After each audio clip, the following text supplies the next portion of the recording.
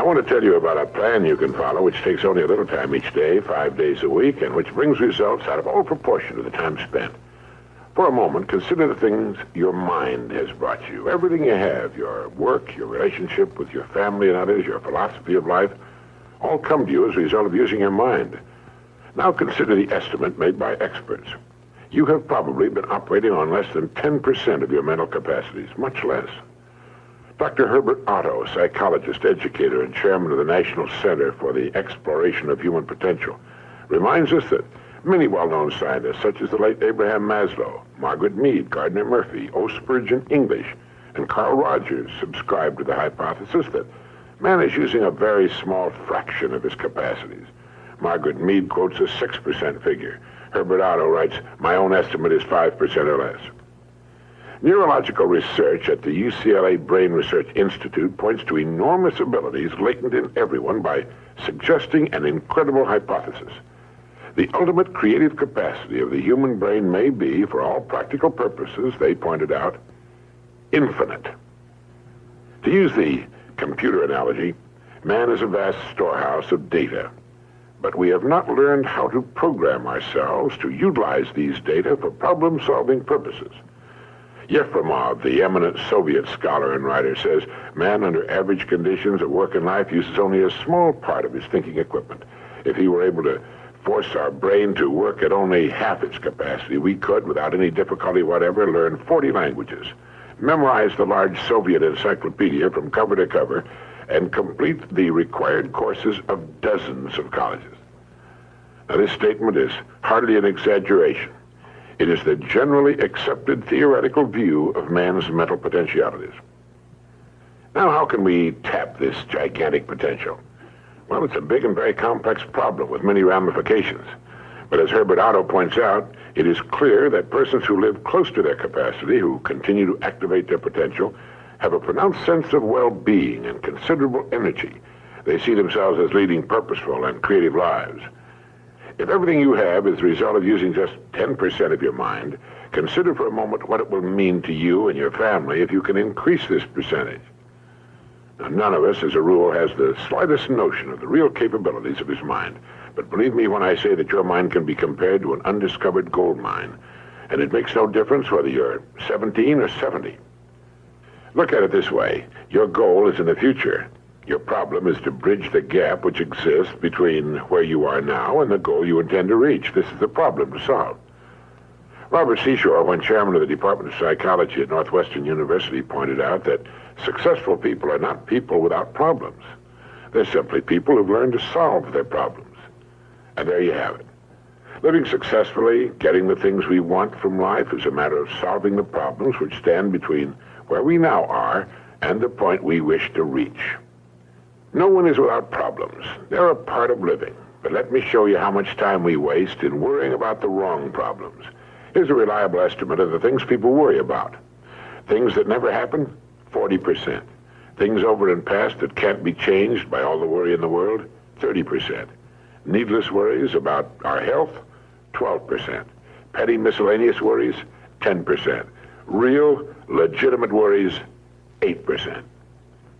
In short, 92% of the average person's worries take up valuable time, cause painful stress, even mental anguish, and are absolutely unnecessary. And of the real, legitimate worries, there are two kinds. There are the problems we can solve, and there are the problems beyond our ability to personally solve. But most of our real problems usually fall into the first group, the ones we can solve if we learn how. Now I'm going to assume you've decided upon a goal. Your problem is, how do I achieve it? Your goal may be a promotion, a greater income, a beautiful home. It makes little difference what your goal happens to be. But you have your goal, and you know that you will become and you will achieve what you think about. That is, if you stay with it, you will reach your goal. But how? Well, it's right here that your mind comes into play. What is your mind? No one knows for sure. Perhaps the best way to describe it is to quote Pulitzer Prize-winning playwright Archibald MacLeish. In his play, The Secret of Freedom, a character says, "The only thing about a man that is a man is his mind. Everything else you can find in a pig or a horse." That's uncomfortably true. The human mind is the one thing that separates us from the rest of the creatures on Earth. Anything that comes to us in the future will almost certainly come to us as a result of the extent to which we use our minds. And yet it's the last place on Earth the average person will turn to for help. In order to reflect just a moment on the human mind, consider what it's accomplished. Human knowledge has advanced more in the past 50 years than in all the preceding 10,000 years of human civilization. Of all the scientists who ever lived, it's estimated that 90% of them are alive today. We've reached, in the area of ideas and human advancement, a plateau so high it was undreamed of by even the most optimistic forecasters as recently as 10 years ago. But every new idea triggers additional ideas, so that now we're in an era of compounding advancement on every front and in every area that staggers the imagination.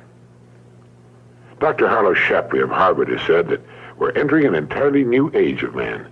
He calls it the psychozoic age, the age of the mind. And you own one, free and clear. Now let's look at a few facts. Now, the average working person has at his disposal an enormous amount of free time. In fact, if you total the hours in a year and subtract the sleeping hours, if he sleeps 8 hours every night, you'll find he has almost 6,000 waking hours, of which he spends less than 2,000 on the job. Now, this leaves him 4,000 hours a year when he's neither working nor sleeping. These can be called discretionary hours, with which we can do pretty much as we please. At least, our minds are free. Now, so you can see the amazing results in your life, I want to recommend that you take just 1 hour a day, 5 days a week, and devote this hour to exercising your mind. Pick 1 hour a day on which you can fairly regularly count. And during this hour every day, take a completely blank sheet of paper. At the top of the page, write your present primary goal, clearly, simply. Then, since our future depends upon the way in which we handle our work, write down as many ideas as you can for improving that which you now do. Try to think of 20 possible ways in which the activity that fills your day can be improved. You won't always get 20, but even one idea is good. Now remember 2 important points with regard to this. 1, this is not particularly easy, and 2, most of your ideas won't be any good. Now, when I say it's not easy, I mean it's like starting any new habit. At first, you'll find your mind a little reluctant to be hauled up and out of the old familiar rut. But as you think about your work and ways in which it might be improved, write down every idea that pops into your mind, no matter how absurd it might seem. Let me tell you what will happen. Some of your ideas will be good and worth testing. The most important thing this extra hour accomplishes, however, is that it deeply embeds your goal into your subconscious mind, starts the whole vital machinery working. And 20 ideas a day, if you can come up with that many, total 100 a week, even if you don't think on weekends. An hour a day, 5 days a week, totals 260 hours a year, and still leaves you 3,740 hours of free leisure time. Now, this means you'll be thinking about your goal and ways of improving your performance, increasing your service, 6.5 full extra working weeks a year. 6.5 40-hour weeks devoted to thinking and planning. Can you see how easy it is to rise above the so-called competition? And will still leave you with 15 hours a day to spend as you please. Starting each day thinking, you'll find that your mind will continue to work all day long. You'll find that at odd moments, when you least expect it, really great ideas will begin to pop into your mind. And when they do, write them down as soon as you can. Just one great idea can completely revolutionize your work and, as a result, your life. If you want to develop the muscles of your body, you take daily exercise of some sort. Well, the mind is developed in the same way, except that the returns out of all conceivable proportion to the time and energy spent. I've used this system for years, and it's given me some of the most gratifying and rewarding experiences of my life. And it costs only 5 hours a week. 5 hours out of 168. Is it worth it? It's like spending 5 hours a week digging in a solid vein of pure gold, because your mind is all of that and much more. Each time you write your goal at the top of the sheet of paper, don't worry or become concerned about it. Think of it as only waiting to be reached, a problem only waiting to be solved.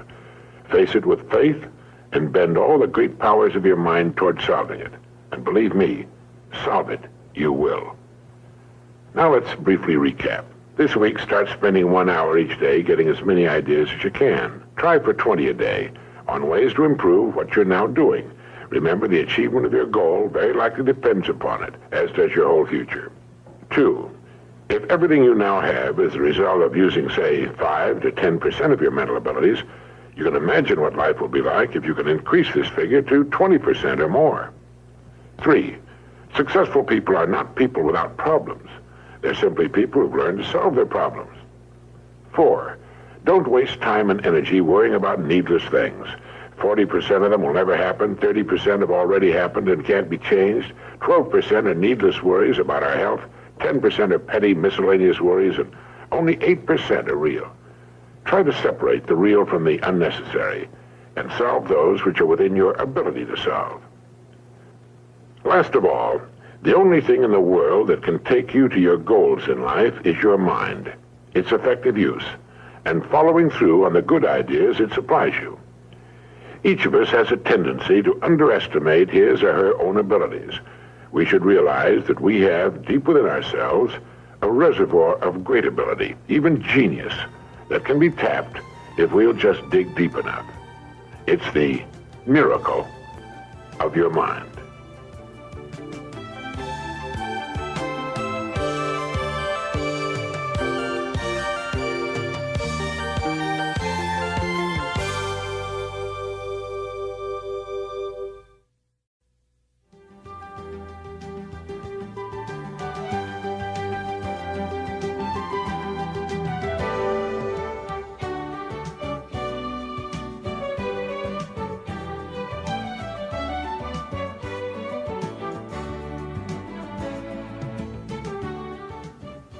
Every business, every organization, from the smallest to the very largest, needs a leader. They have their committees, their echelons of command, and perhaps a widely dispersed group of semi-autonomous divisions. But the overall company, and each of its divisions, must have strong and able leadership. Contrary to popular belief, you do not raise morale in an organization. It filters down from the top. The attitudes of the people working in any organization will always reflect the attitude of the leader. And finally, this leader will always be found to be just one person. I'm sure you're aware that even the largest and oldest companies, with many thousands of employees and hundreds of management people, will, when they find themselves in trouble or not doing as well as they should, seek out one man and place him in the position of final authority. The whole company, the board of directors, and perhaps thousands of stockholders all look to this one person for leadership and success. Wherever you find a successful going concern, whether it's a government, a business, a club, or a well-organized home, you find behind its success an outstanding leader. This is the most valuable person in society. In industry, he makes the wheels turn, the entire economy work. This is the man who's been responsible for the growth of nations and their position in the world. He's the employer of millions. He's the dreamer, the planner, and a clock to him is something that other people watch. You'll find him working early and late, and when he's not working, he's usually planning. Back during the Depression of the 30s, the phrase most often heard by employers was, "I'll do anything." Millions were unemployed. Thousands of business firms had closed their doors, and outside employment offices, long lines of people stood waiting for any kind of work. It was during this time in Long Beach, California, crowded to overflowing with thousands who had migrated there looking for work, I know because I was a kid there, that a man I knew made an interesting discovery. He found that he could go to work almost anywhere he chose. Now, amazing as this may sound, it's true. It dawned upon him one day that the business establishments of various kinds were just as anxious to succeed as were the people looking for work. The owners and managers of these businesses were worried and concerned over the hard times which had descended upon the country. And a great many of them were looking for someone to come to their aid, the person who would somehow show up and solve their business problems. But all they heard was people asking for work and saying, "I'll do anything." These people were asking for a paycheck from a man who was very likely teetering on the brink of financial ruin himself. And so signs appeared in windows all over the land, reading, "No help wanted." This was a negative form of advertising, and while it kept the plaintive hordes away from the door, it also hurt business. Well, this friend of mine decided to become a part of the solution instead of a part of the problem. And his method was simple, and it worked like a charm. He selected the kind of business he felt he would like to work in and in which he could build his career. He then devoted a month to finding out all he could about that particular business. He talked to other people in the same line. He heard their problems and what they felt was wrong. He talked for hours, asking questions about what they felt was needed and so on. He went to the public library and read everything he could find on that industry. And then he began to think of ways and means by which this business might be improved. When he was ready, and finally made his call on the company for which he decided to work, instead of asking for a job, he said something like this: "I believe I know of several ways in which your business can be greatly increased, and I'd like to talk to you about them." Well, here he was, selling the one thing on earth in which his prospect was most interested. The fact that he now knew a good deal about the man's problems permitted him to talk intelligently. And he took a positive attitude, expressed a willingness to pitch in and help the man put his business on a sound and profitable footing, and that's right, he got the job. Now, what had he done? Well, first he had specialized. He had selected one line of work and decided that was where his future would be. Now he had to prove himself, and he did. The best way for you to develop the security that lasts a lifetime is to become outstanding at one particular line of work. Look at it this way. Regardless of economic ups and downs, the industry of which that line of work is a part will continue to operate. It won't shut down completely. As long as you're in the top 5% of the people in that industry, you know you'll always be in demand. You'll be wanted and needed, not just where that industry is concerned, but where you and your family are concerned also.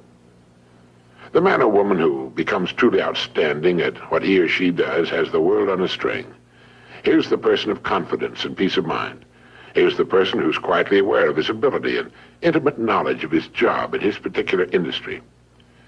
Ask yourself this question: am I now such a person?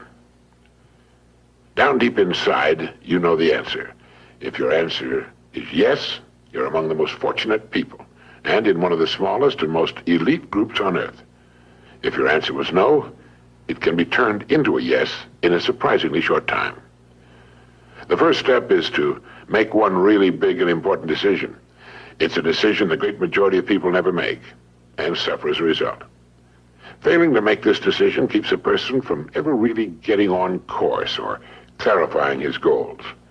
If you make the decision I'm now going to recommend, you can take a deep breath, give a comfortable sigh of relief, fix your eyes firmly upon your target, and go to work relaxed, comfortable, and sure in the knowledge that the success you seek will be yours. The great steel magnate Andrew Carnegie, when asked the formula for success, answered, "Put all your eggs in one basket, then watch the basket." Let's be frankly realistic. Who gets laid off work during an economic slump? Well, what gets thrown over the side when a ship is in danger of going down?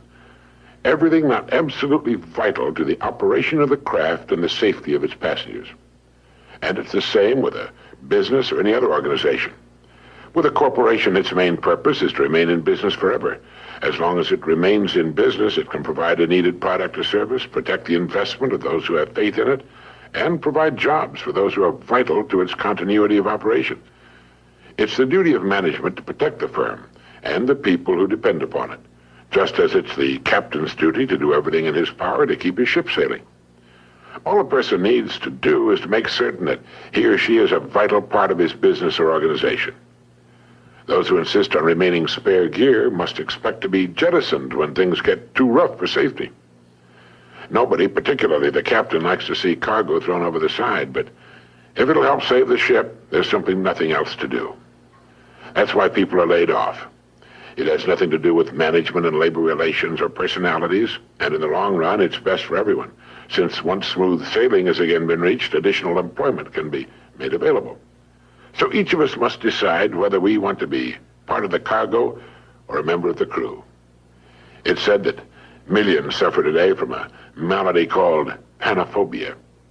Panophobia means fear of everything. It's an uneasy feeling, a feeling of insecurity that generally manifests itself as a sort of lump of fear that settles right behind the belt buckle, especially on Sunday evening and on Monday morning. And this extremely unpleasant condition is said to result from the unspoken but realized fact that we're getting credit for more than we're actually doing.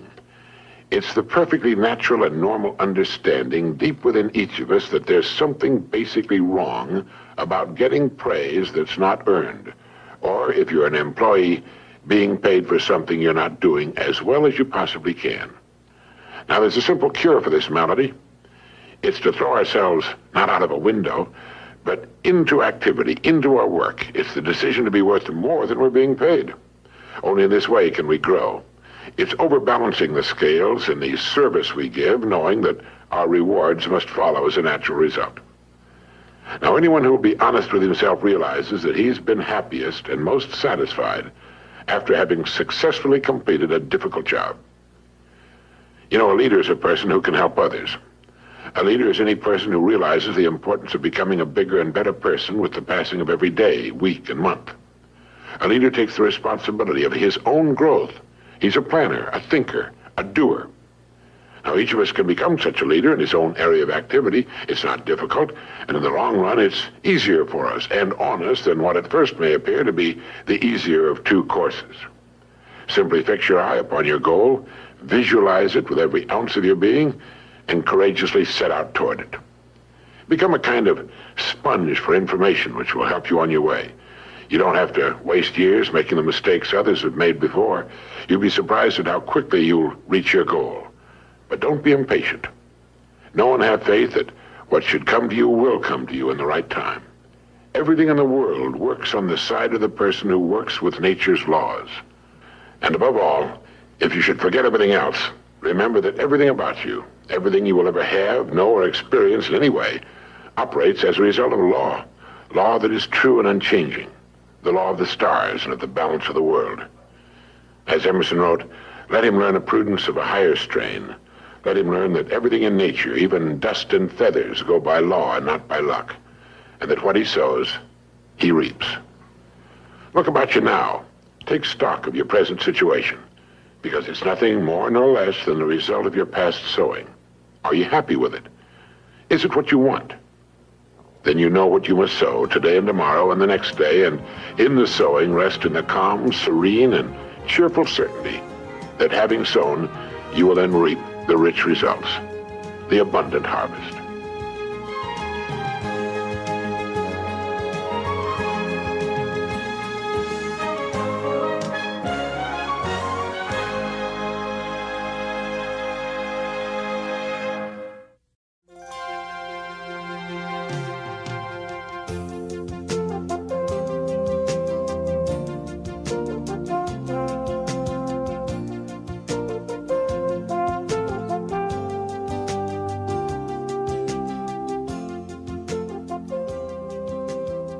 In the year 1843, a man was born who, during his lifetime, was to have a profound effect on millions of people.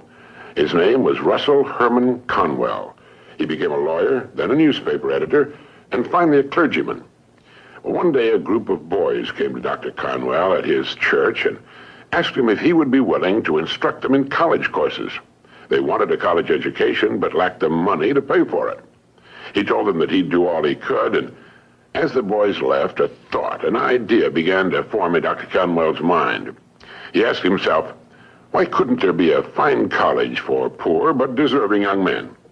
Well, here was a great idea, and he went to work on it at once.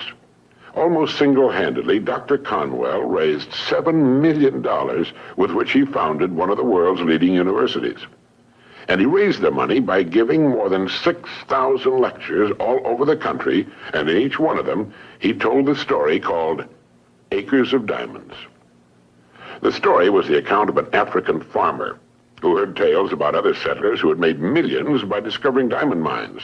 And these tales so excited the farmer that he could hardly wait to sell his farm and search for diamonds himself.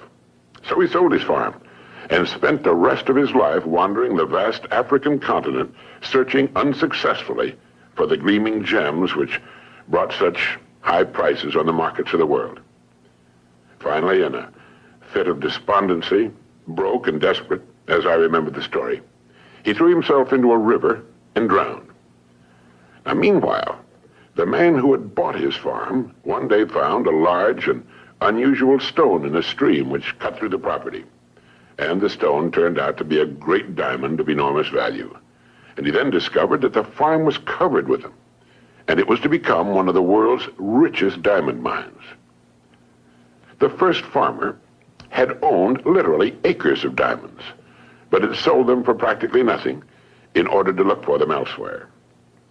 If he'd only taken the time to study and prepare himself, to learn what diamonds looked like in their rough state, and had first thoroughly explored the land he owned, he would have found the millions he sought right on his own property.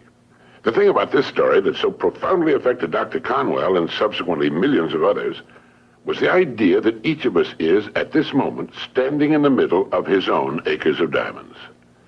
If we will only have the wisdom and patience to intelligently and effectively explore the work in which we're now engaged, we'll usually find that it contains the riches we seek, whether they be financial or intangible or both. There's nothing more pitiful to my mind than the person who wastes his life running from one thing to another, forever looking for the pot of gold at the end of the rainbow, and never staying with one thing long enough to find it. No matter what your goal may be, perhaps the road to it can be found in the very thing in which you're now engaged. You see, the average man believes some businesses are better than others, instead of realizing the truth that there are no bad businesses. There are just those people who don't know enough to see the opportunities in the work they're in. No matter what our work happens to be, it's our business. We're the manager. If there seems to be no future or opportunity in it, it isn't always because it's not there, but perhaps only because we can't see it. A farmer once poked a tiny pumpkin into an empty jug. The pumpkin grew until it completely filled the jug and could grow no more. When the farmer broke the glass, he had a pumpkin exactly the size and shape of the jug. If we're not careful, each of us can do a similar thing. We can mistakenly poke ourselves into jugs that limit our growth. But it is we who do the poking, not the job, not the company, nor the territory, nor the economy, nor the times. We do it. People who become outstanding at their work are those who see their work as an opportunity for growth and development, and who prepare themselves for the opportunities which surround them every day. Preparation is the key. This means becoming so good, so competent at what we're now doing, we will actually force the opportunities we seek to come our way. It takes imagination, creative imagination, to know that diamonds don't look like diamonds in their rough state, nor does a pile of iron ore look like iron or steel. Great opportunities lurk constantly in every aspect of the work in which we now find ourselves. In order to begin prospecting your acres of diamonds, start to develop a faculty called intelligent objectivity, the ability to stand off and look at your job as a stranger might, a stranger who considers your pasture greener than his own. To do this, start at the beginning. Within the framework of what industry or profession does your job fall? Do you know all you can know about your industry? How did it begin? Why did it begin? Who started it and when? What's your industry's annual dollar volume? How fast has it grown during the past 20 years? What's its projected growth during the next 10 years? In short, start now to become a student of your industry. You'll be amazed at the results. In 5 years or less, you can become a national expert in your field. And it's the experts who write their own tickets in life. Surveys indicate that the great majority of people seem to look at their jobs as being as far as they can go, as the end of the line.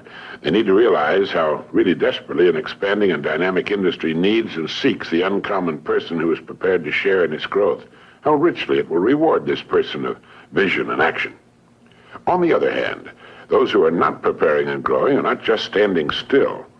In relation to their industry, they're going backwards. So ask yourself, do I know as much about my job and my industry as a good doctor or lawyer knows about his job, his profession? You should, you know. This is the attitude of the person who wants to become a professional at what he does for a living. It's far more fun, many times more rewarding and interesting, and the real pro can ride out occasional storms in the economic seas in a safe boat built of research and preparation. In order to become a professional in a world of amateurs, we need to study 3 important subjects. 1, our company and the industry in which it operates. 2, our job and perhaps the next step upward in our career. And 3, we need to study people, since successfully serving and getting along with people will determine our success or failure. These are 3 subjects on which you can gradually build a fine home library. Your bookstore clerk will help you find the right books if you'll tell him what you want to know.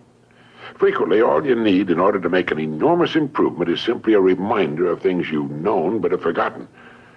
Perhaps this study and research in your job, your industry, and ways of increasing your service to others sounds like a big job. Well, it is. But it's fascinating, And in the long run, it pays tremendous dividends, builds complete security, and it can be accomplished in an hour a day devoted to reading and making permanent notes. Think of ways and means by which you can increase your contribution to your company, your industry, and those whom you serve. You'll begin to notice a wonderful change in your world, for as ye sow, so shall ye reap. This applies just as much to the family as it does to the breadwinner. The minute you adopt this attitude, you've joined the top 5% of the people of the world. You've virtually removed all competition. You're creating rather than competing. You're affecting life rather than just being affected by it. You're becoming a creator and a giver to life instead of just a receiver. By taking this attitude toward your work, your company, and industry, you're automatically taking care of two vital parts of successful living.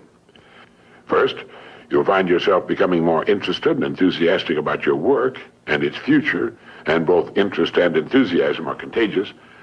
And second, you're building financial security which will last a lifetime. So keep this thought in mind as often as you can on and off the job. Somewhere in your present work, there lurks an opportunity which will bring you everything you could possibly want for yourself and your family. It will not be labeled opportunity. It will be hidden in common, everyday garments, just as was the hairpin with which a man fashioned the first paper clip, or the dirty drinking glass which triggered the paper cup industry. Now, in closing, here are 12 points to remember. 1, if we'll develop the wisdom and patience to intelligently and effectively explore the work in which we're now engaged, we will very likely find it contains the riches, tangible and intangible, we seek. 2, before we go running off into what we think are greener pastures, let's realize our own pasture is probably unlimited. 3, there are no bad jobs. It's the way in which we go about our work that makes it good or bad. 4, let's not poke ourselves into jugs beyond which we cannot grow. Let's avoid self-limitation.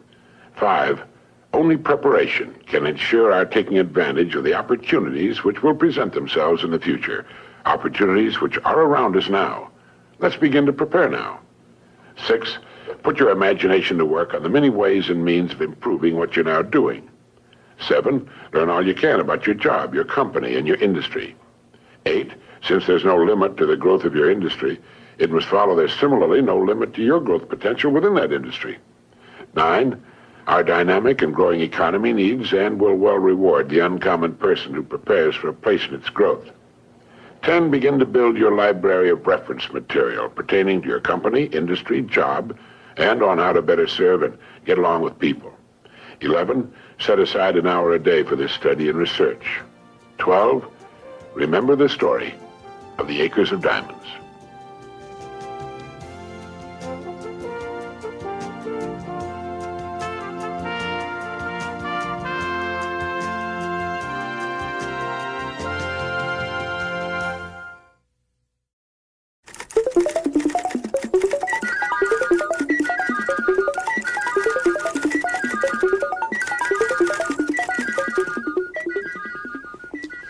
A father sat down for a chat with his 16-year-old son. The father's a good friend of mine and an excellent salesman, so he had a pad of paper and a pen with him, because it's always better if you can illustrate your point while you're making it.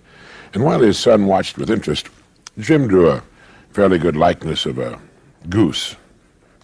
And behind the goose, he drew 3 eggs. And he said to his son, Jimmy, those are golden eggs. And that's the goose that lays the golden eggs. Now, if you had your choice of buying one or the other, which would you buy? And his son said, well, I'd buy the goose, of course. Of course you'd buy the goose, his father said. You'd invest your money in the goose because it could go on laying those golden eggs for years. Sure, his son said, anyone would. Yes, Jim went on, anyone would if they were presented it in this way. But the fact of the matter is, son, that most people have the exact opportunity, and yet they invest in eggs instead of the goose. Now the boy was quite interested, and he asked his father what he meant, and his father said, in this little quiz I've given you, the goose and the golden eggs are, of course, symbolic. The golden eggs people invest in are represented by their homes, cars, television sets, furniture, refrigerators, stoves, boats, vacations, all the good things they can buy. All the good things everyone wants to have and should have. Well, what's wrong with that, the boy asked. Well, there's nothing wrong with that, Jimmy. It's just that Most of them invest in golden eggs exclusively and don't invest enough in the goose that provides all these golden eggs. You see, the goose that lays the golden eggs is the breadwinner. The more money invested in him, the more golden eggs he can provide. Now, take you, for example, Jimmy, he said. You're 16, and like most boys your age, you don't know what you want to do with your life yet. You're confused. You haven't really been giving your best to your schoolwork because you're not sure you'll need a lot of the subjects you're studying after you get out of school. And not knowing what to do after you're an adult, you don't know what you'd want to major in at college. Now, what I want you to understand is that as long as you're getting an education, you're investing, we're both investing in this goose. The more we invest here, the more golden eggs you'll be able to provide for yourself and your family someday. And if you're really smart, you'll never stop investing in the goose, even after college. Each year, you'll invest a percentage of your income in your continuing education. And each year, you'll find, well, that you're becoming more valuable as a person, able to provide still more and more of these golden eggs you and your family will want. Do you understand that, Jimmy? The boy was silent a long time, and he said, "Yes, I think I do, Dad. I think I do." Now, just a moment for this message.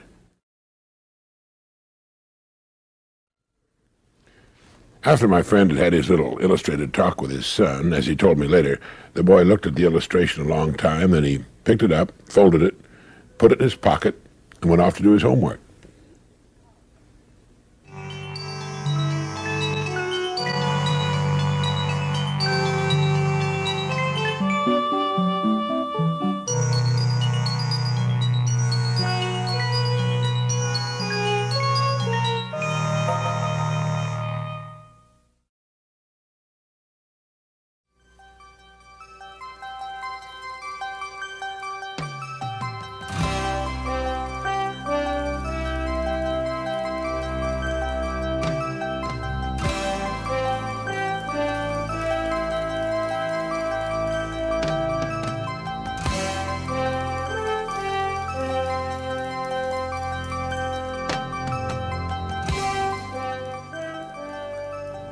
I'm sure you find it as amazing as do the rest of us that the great majority of people have to learn things the hard way.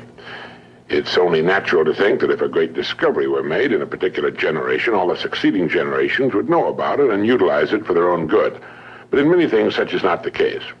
It's true with inventions and discoveries which obviously affect our lives, but it frequently is not true when it comes to the great laws which determine the direction of our individual destinies. One time, a group of laborers was hired to work on a farm. These people came from a very small, remote village where motor vehicles were still very scarce. They were enjoying a new experience of being transported on the back of a truck when they came to the place where they thought they were supposed to get off. Well, without giving it a thought, apparently, they simply stepped off the back of the speeding truck.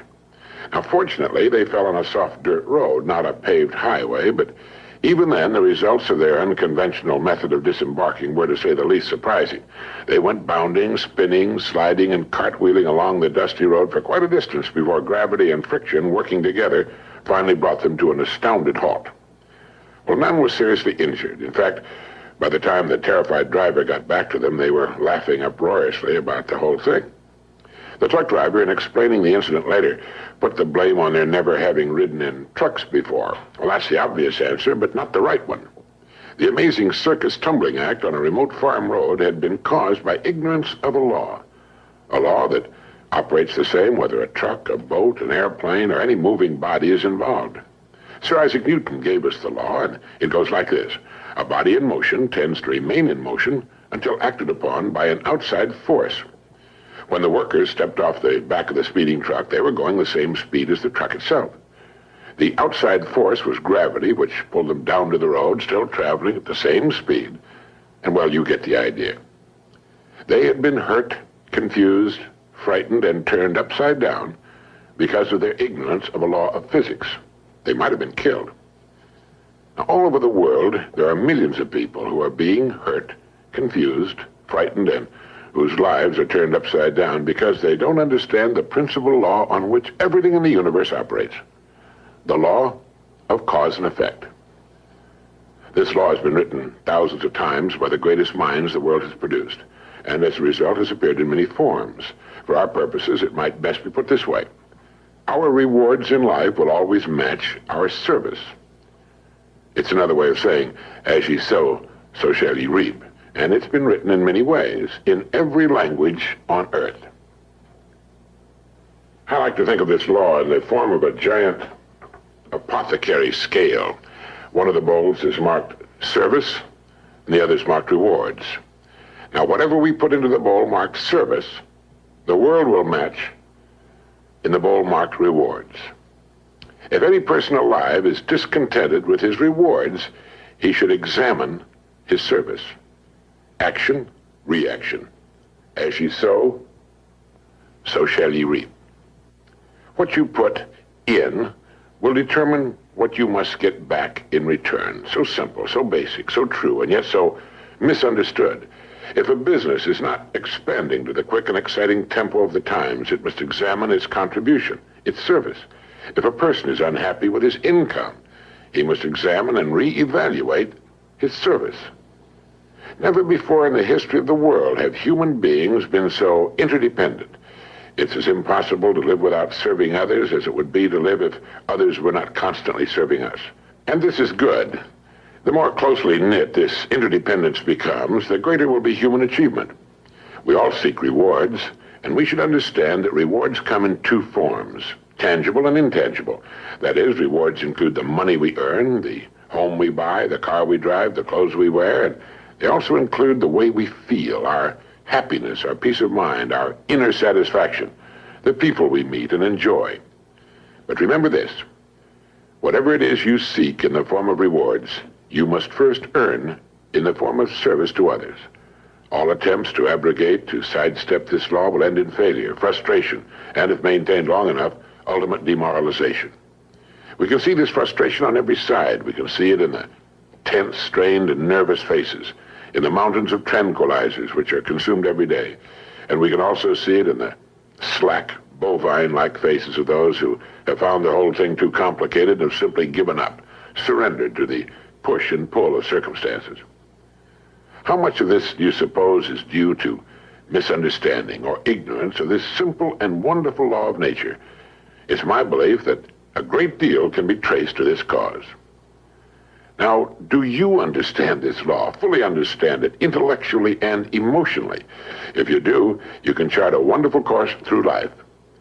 Just as the field worker stepped off a speeding truck, just as a child will put its fingers in the way of a closing door, just as a speeding driver discovers he's not going to make the curve, how many times have you been confounded because you acted contrary to the rules, not just the rules of man, but the rules of nature? How many times have you been in the position of the man who sat in front of the empty fireplace and said, "Give me heat, and then I'll give you some wood"? People seem to be divided into those who understand that the wood must be put in before they can expect warmth, and those who feel they should get warmth whether they put anything in or not, or who feel they should get maximum heat from too small a supply of wood. A man's discontent can be said to be represented by the distance between what he has and what he wants. Once he's achieved that which he wants, the odds are good that he'll want still more, for that's the way of people, and that's good. That's a healthy sign.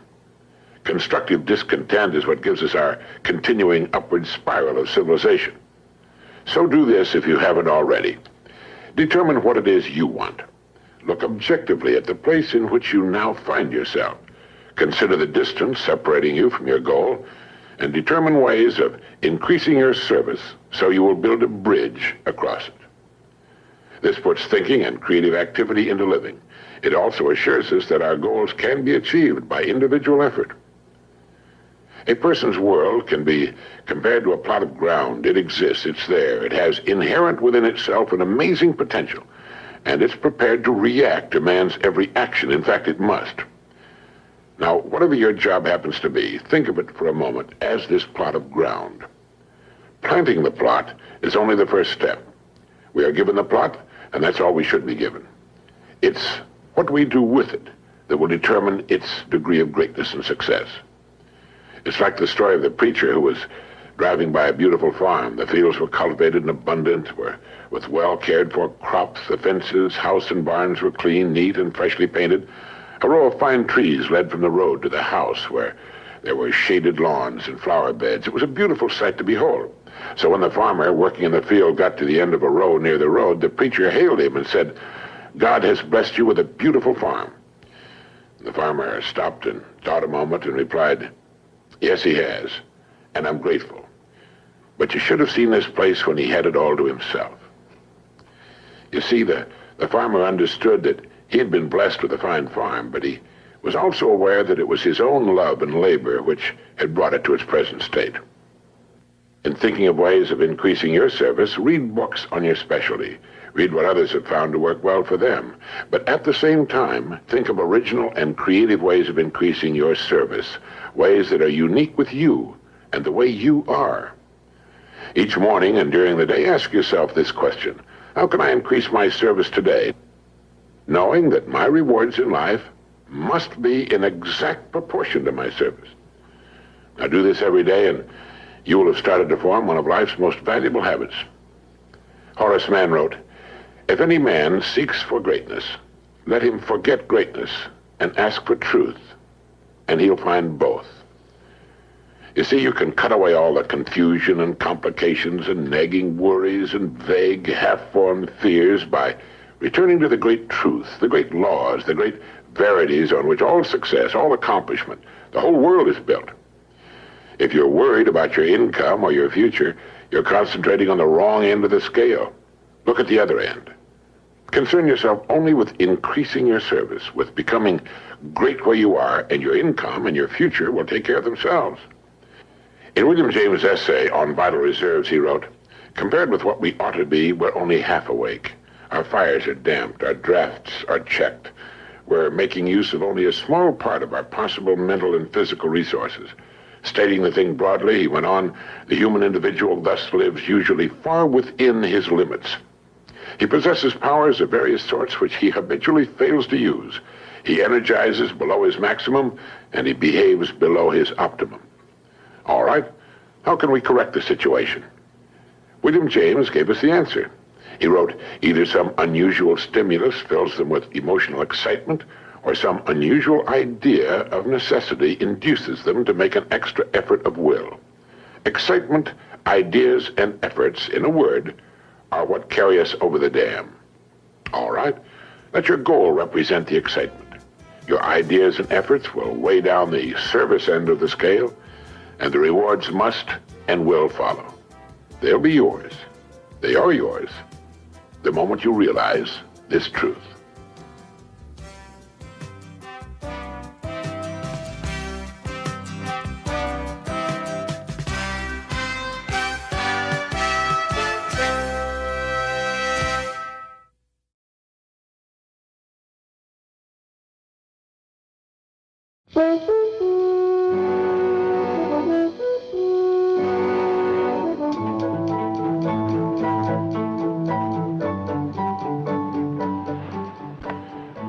Back in 1956, I wrote and recorded something we called The Strangest Secret.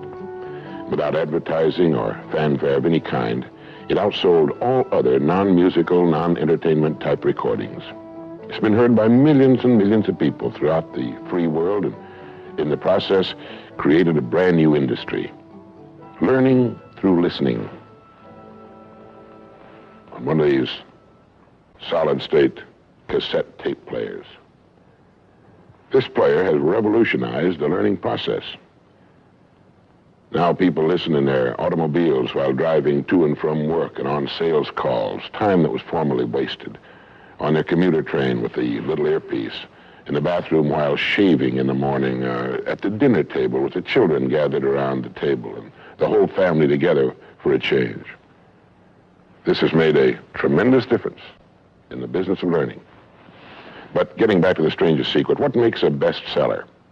What was there about that recording that caused millions of people to want to hear it over and over again and let their children hear it and play it for their employees and their sales forces?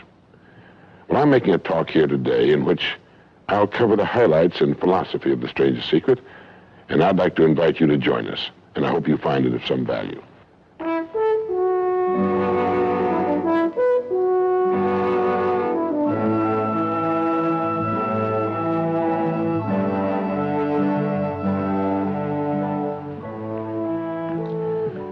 I want to tell you the most interesting story in the world. Why a person becomes the person he becomes. Why a little boy or a little girl grows up to be the kind of person he or she becomes. Now, the estimates by the experts in this field are that most of us are using somewhere around 5% of our real potential. Some experts say as little as 1%. It means that we're only giving about 5% of ourselves to what we're doing, to our days, our work, our families, everyone we know, our entire environment. But it also means that we're only experiencing 5% of the fun, 5% of the joy, 5% of the rewards we could be knowing, or less.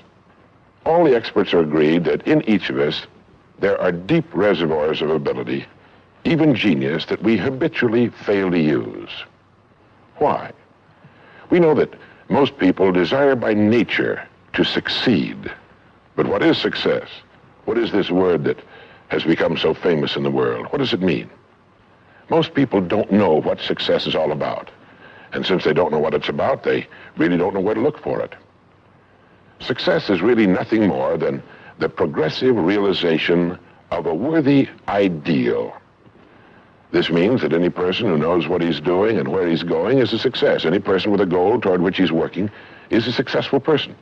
This means that the boy in high school who's working toward a diploma, or the boy in college toward a degree, is just as successful as any human being on earth, because he knows what he's doing, why he's getting up in the morning, and where he's going. But conversely, if a person doesn't know what he's working toward, what it is he wants, doesn't have a goal toward which he's working, then he must, at least by this definition, be called unsuccessful. Why isn't then, with this simple definition, why isn't everyone successful? Should be easy. Yet surveys indicate that 19 out of 20, 95% at least, are not. In fact, a survey one time asked thousands of working men why they got up in the morning and went to work, and 19 out of 20 didn't know. 19 out of 20 working people didn't have the foggiest notion of why they got up in the morning and went to work. Under closer questioning, they said, well, everybody works. Well, that would be a good reason to quit. In fact, here's a little rule of thumb you might want to remember. Whatever the great majority is doing under any given circumstance, if you do exactly the opposite, you'll probably never make another mistake as long as you live. Just something to keep in the back of your mind. The problem with most people is that they're playing the world's most unrewarding game. And the name of the game is follow the follower. There's a story about a small town in which there was a jewelry store, and like all jewelry stores, or most jewelry stores at least, he had a big clock in his window. And every morning for years, he'd noticed a working man stop, adjust his pocket watch to the same time as the clock in the window. He'd been doing this for many years, and one morning the jeweler was out in front sweeping a sidewalk, and so he asked the man, he said, tell me, why do you adjust your watch to my big clock every morning? I've noticed you're doing that for years. The man said, well, I'm the foreman down at the big plant. He said, I want to make sure my watch is correct because I blow the quitting whistle every night at 5 o'clock.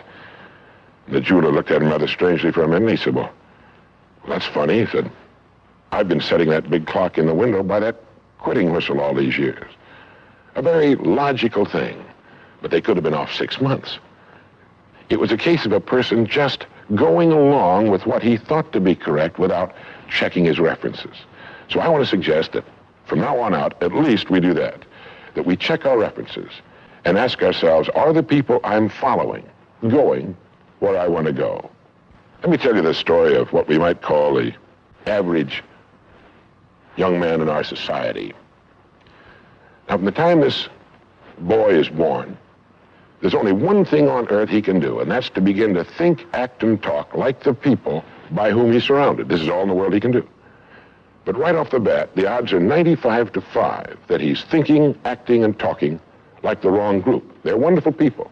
They love him. They'd do anything in the world for him. They want him to succeed. But the odds are 95 to 5 they haven't got the answers he needs if he's to reach fulfillment as a human being, if he's to reach this success that he wants, if he's to reach into these deep reservoirs of ability and genius we know he possesses and draw it out. Well, he starts in school. The most important thing to a little boy in school is to be liked by the other little boys in school. And so at this tender age, he begins to follow other little boys his same age who don't know any more than he knows and who do not necessarily have any capacity for leadership. And he does this in the first grade, and the second, and the third, and the fourth, and the fifth, and the sixth, and the seventh, and the eighth, and year after year after year, he forms himself into a composite average of other little boys his age, trying to be like them, trying to do the only thing in the world that's impossible for a human being to do, which is to be like somebody else. Now, let's say he goes all the way through school, usually goes in the military service. Again, he's caught in a vice-like grip of conformity. Now, let's say he's 25 years old, out of school, out of service. What's he going to do? As a rule, he'll go back to his hometown, unless he's married, in which case he'll go to his wife's hometown. But let's say he goes back to his own hometown. He's single. He doesn't know quite what to do. He's standing on a corner one morning, and a friend that he knew in school comes up and says, "Hi there, Charlie, what are you doing?" He says, "Nothing." He said, "Why don't you come down and work where I work? It's a pretty good place. The pay's regular. We got all kinds of fringe benefits and so on." And so he does. The odds are about, again, 95 to 5 that his first job is taken as a result of random application. On the job, without thinking about it, the most natural thing in the world for him to do is to look around, see how the other guys are doing their job, and to begin doing his the same way, assuming that what is normal for them is normal for him. No reason for this. He doesn't think about it. He just does it. Now, he has stretching in front of him 50 years or more in the golden age that man has been dreaming of since the days of ancient Greece. What's he going to do with these 50 golden years? Well, let's take a close look at him. We know that he works 40 hours a week, as a rule. 40 hours a week, which leaves him 72 hours a week when he's neither working nor sleeping. 72 free, discretionary hours each week to do with as he pleases. Now, at this point, of course, he's married. He has his little house and his little car. And this is about what he does with his free 72 hours every week. He'll do what the other fellows are doing with their free 72 hours every week, which is virtually nothing at all. On a typical day, he'll quit right on the dot, get in his little car, go to his little house, go in his little kitchen, kiss his little wife, and say, "I'm tired." They've even figured out why he says that. The experts believe that he used to hear his father say that back when men used to get tired working during the day, and he picked it up and he repeats this every night when he gets home. He bolts his little meal and then heads for the living room where he turns on his escape box. Click. Takes 15 or 20 seconds for the screen to light up, a period of time he finds interminable, but he gets through it somehow. Maybe kicks the dog or thumbs through a magazine or something. But then the screen lights up and he does too a little bit, and there in front of him he sees people in all kinds of funny old-time costumes all killing each other at a great rate. One expert has agreed that the average family can see more death and bloodshed and carnage on his television set in a week than Crassus saw when he crucified 6,000 prisoners on the southern road to Rome. But you know how those experts are. He could certainly be off one or two. But he sits there for about 5.5 or 6 hours. 25% of all free time now is spent in front of the tube, according to the latest statistics. Now, there's nothing wrong with this particularly, except that he's watching other people who are earning excellent incomes in the pursuit of their careers, while he doesn't make a nickel. And gets the only two things you can get from watching TV on that kind of a schedule. He gets red eyes and a hollow head. Now, this is not meant to be an indictment of television. I've got a couple of television sets at home, too. I have a couple of cars at home, too, but I don't go home at night and drive around the block for 6 hours. If there's someplace I want to go, fine. My car will take me there. If there's a great program, like a golf match or something like that, I want to see it. But he sits there for 6.5 hours until finally his wife, who's a little more practical than he is, taps him on the shoulder and she said, "Charlie, I think it's about time you went to bed. You've got to get up in the morning, go to work." And he's okay, and he shuts it off. He knows how to do that. He just shuts it off and goes to bed. Next morning he gets up and he does this all over again. He does this every day for 40 years. At the end of 40 years, he's retired, which always kind of catches him by surprise. No one's ever figured that one out either. And then he dies at 85 or 90, the way medical science is moving us along, out of sheer boredom. Well, what's the problem? Is there a tragedy here? Not really, if that's the way Charlie wants to spend his life, our mythical, hypothetical young man. If he wants to spend his life that way, that's his business. He lives in a free society, he can do anything with it he wants. But there's a terrible tragedy here if he's living that way because of the total lack of a decision. If he's living that way simply because he's still doing what he was doing in the first and second grade, and that's going along with the fellows up and down the block on the unspoken assumption that they know how to live, then there's a real tragedy there, because they've never known how to live, not in all the recorded history of mankind. He never finds out who he is. He never reaches into the deep depths of his abilities, his talents. He never learns that he can have just about anything he wants in the world, that he can call his own shots, tell his own fortune. And it's kind of a pity. Well, what's needed? Well, what's needed, I think, is a checklist, like an airplane pilot uses. I think that living successfully is as important as flying an airplane. And here are some of the things that I think should be on that checklist that could help this man live a more meaningful, more interesting, more exciting, more enjoyable life. The first thing that he ought to have on his checklist, in my opinion, is the word a goal. A man without a goal is like a ship without a rudder. He doesn't know where he's going. He then belongs to that 95% that are just living day by day, month after month, like a starfish or an amoeba. He needs to know where he's going. Back in the early days of navigation, sailors used to see a strange sight in the Antarctic. They'd see a giant iceberg towering high out of the sea, and it would be moving against the wind. The wind would be blowing this way. The great iceberg would be moving right into the teeth of the wind. And this, of course, frightened the sailors whose ships were powered by the wind, until it was discovered that, of course, only a fraction of the great berg was visible, and that its huge, ponderous roots were caught in the great currents of the ocean. And it was being borne purposefully along its way, regardless of the winds and the tides on the surface. Well, this is what a man needs. He needs his roots deep in a great mainstream of his own choosing, and then he'll move along his way, regardless of the winds on the surface of his life or short-term expediency, and he'll get to where he's going.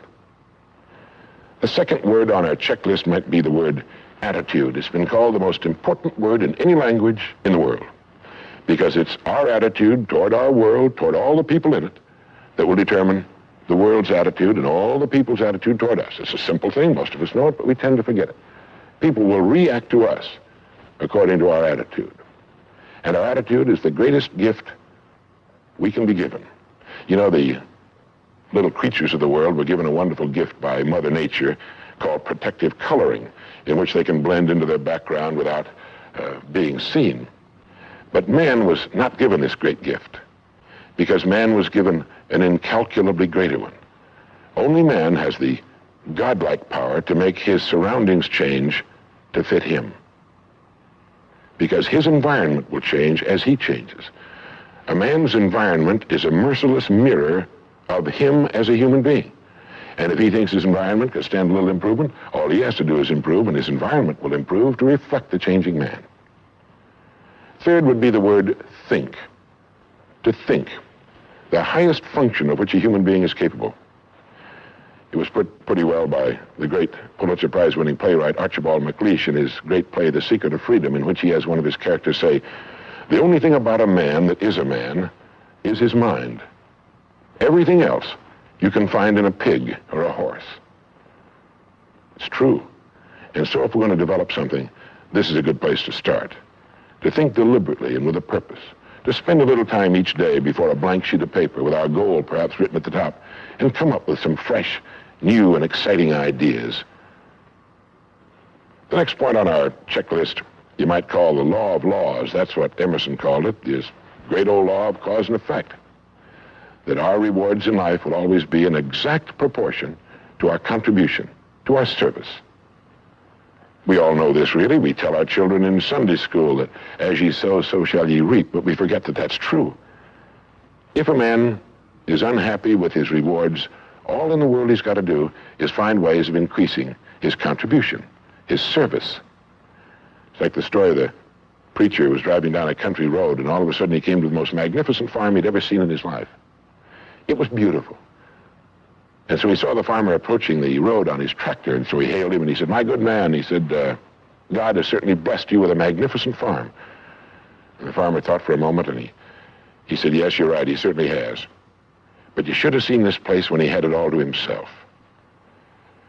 And the preacher had his sermon for the next Sunday. He realized that all the farmers up and down that road had been given the same land, but one man had made something great out of it.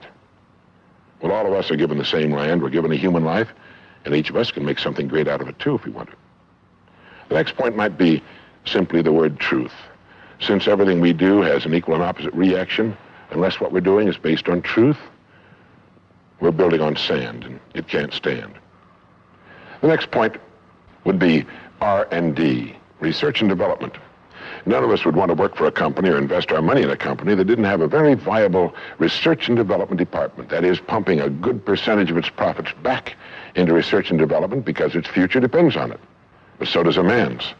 And you might ask yourself, how much of your own take-home pay have you spent during the past year for materials, calculated to make you smarter this year than you were a year before.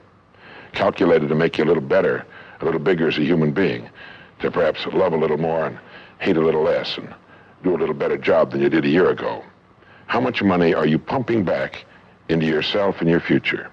It's worth thinking about. And finally, the strangest secret. At the beginning, I said, what makes a child grow up into the human being he becomes? Well, this is the reason for that.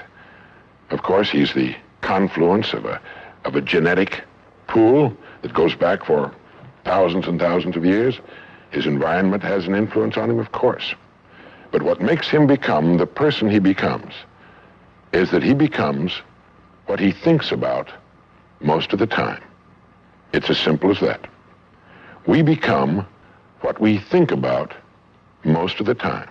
And that's the strangest secret. This is why thinking is so vital.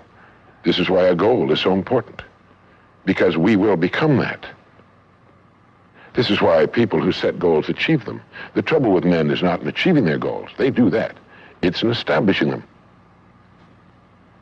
Well, that's about it. I think it's good to remember that if we just go along with the crowd, we won't wind up with much more than the wish that we could do it all over again, and as far as we know, you can't.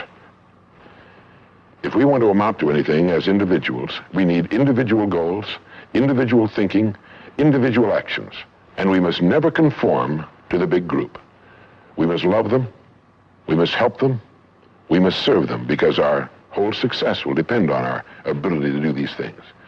But never lose our own individuality and our identity by permitting ourselves to become submerged in what has historically proved itself to be little more than a suffocating sea of indirection and purposelessness. If we want to emulate someone, fine, but let's be choosy in whose steps we follow. It's the only life we've got. And remember to think. Imagination is everything, and we can become what we can imagine. If you find yourself getting depressed and down at the mouth, as we all get once in a while, you might want to remember this quotation by Dean Briggs. He said, "Do your work. Not just your work and no more, but a little more for the lavishing's sake. That little more which is worth all the rest. And if you suffer as you must, and if you doubt as you must, do your work. Put your heart into it, and the sky will clear. And then out of your very doubt and suffering will be born the supreme joy of life."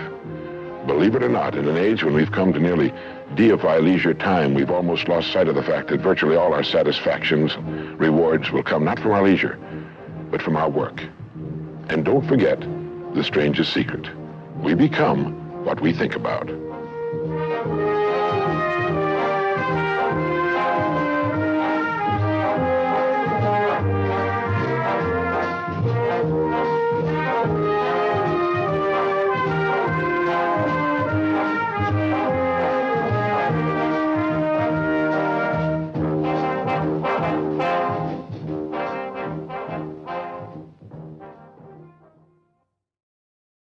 Hello, this is Earl Nightingale, and this recording, The Magic Word, is the first of 12 you'll receive in this series titled How You Can Lead the Field in the Modern World.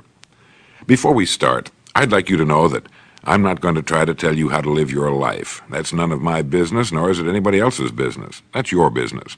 Nor is this Lead the Field program a collection of pleasantries, platitudes, or Pollyanna. It is a summation of more than 20 years of research on one subject, and that is, why do some people do so well in life, while so many more do not? And the first thing let's talk about is the magic word. The experts call it the most important word as far as the results we get from life are concerned in this or any other language, and that word is attitude. It is our attitude toward life which will determine life's attitude toward us. Let's face the fact honestly that we shape our own lives, and the shapes of them will be determined by our attitudes. A person with a poor attitude toward learning, for example, isn't going to learn much until he changes his attitude. If we take the attitude that we cannot do something, we generally will not do it. An attitude of failure, and we're whipped before we start. So we know then that what we receive from life, what we accomplish or fail to accomplish, is due in large measure to our overall attitude. William James of Harvard University put it this way: "The greatest discovery of my generation is that human beings can alter their lives by altering their attitudes of mind." And isn't it wonderful that we have this measure of control? Before we start talking about our attitude toward the world, let's talk about our attitude toward ourselves, since it is the attitude we take toward ourselves which determines our attitude toward the world. Now, right here we come to a rather strange fact. We're so familiar with ourselves, we tend to take ourselves for granted. We tend to minimize the things we can accomplish, the goals we can reach, and for some equally strange reason, believe others can accomplish things in our field which we cannot. There are literally millions of human beings living narrow, darkened, frustrated lives, living defensively, simply because they take a defensive, doubtful attitude toward themselves, and as a result, toward life in general. Many people are suspicious of and oppose change, yet change is the one thing in life on which we can absolutely count. People who stay young all the years of their lives not only welcome change, but see it for what it really is, new opportunity, new chances for further fulfillment. Attitude is a reflection, a result of a person's will. It is incalculably powerful. It can bring about marvelous results for us, but we need to train it patiently, day by day. Now let's talk about the attitudes of people who are successful, the top 5% of the people who go sailing through life from one success to another and who, even when they fail at something, shrug it off and head right out again. No matter who the person is or what he does, men and women in sales, business executives, people in all the professions, wives and mothers, students, top people in the armed forces, public servants, men and women in the service of religion, working men and women in all fields of endeavor, wherever you find a person doing an outstanding job and getting outstanding results, you will find a person with the right kind of attitude. These people take the attitude toward themselves that they can accomplish what they set out to accomplish, that there's no good reason on earth why they can't be competent, successful. They have a healthy attitude toward themselves and, as a result, toward life and the things they want to accomplish. And because of this, they achieve some remarkable things, and they come to be called successful, outstanding, brilliant, lucky, and a lot of other things. They're quite frequently no more brilliant or outstanding than the majority of the people by whom they're surrounded. But they did develop the right attitude, and they found their accomplishments not too difficult, and many times surprisingly easy, simply because it seems that so few are really trying, really believe in themselves.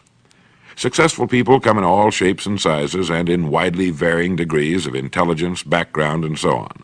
But they all have one thing in common. They expect more good out of life than bad. They expect to succeed more than they fail. If you want something worthwhile, take the attitude that there are a lot more reasons why you can have it than there are that you cannot, and set out to earn it. Go after it, work at it, ask for it, and 9 times out of 10, you'll get it.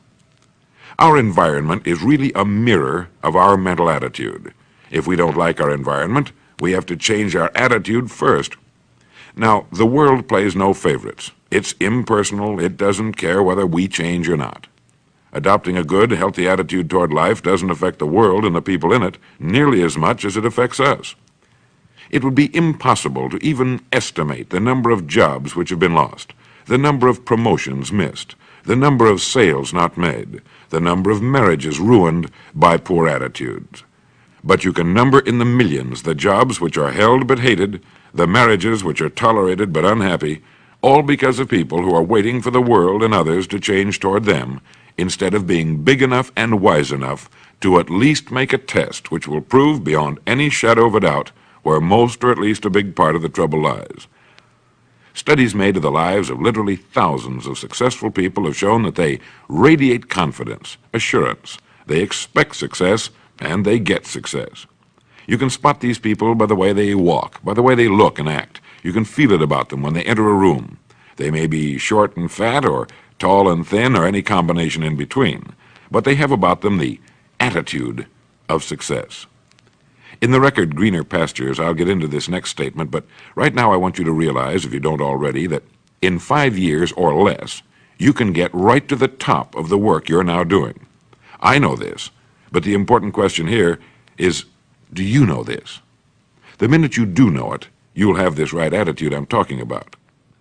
The easiest and most effective means of forming a good attitude habit is to begin to act as though you have a good, positive, expectant attitude toward life.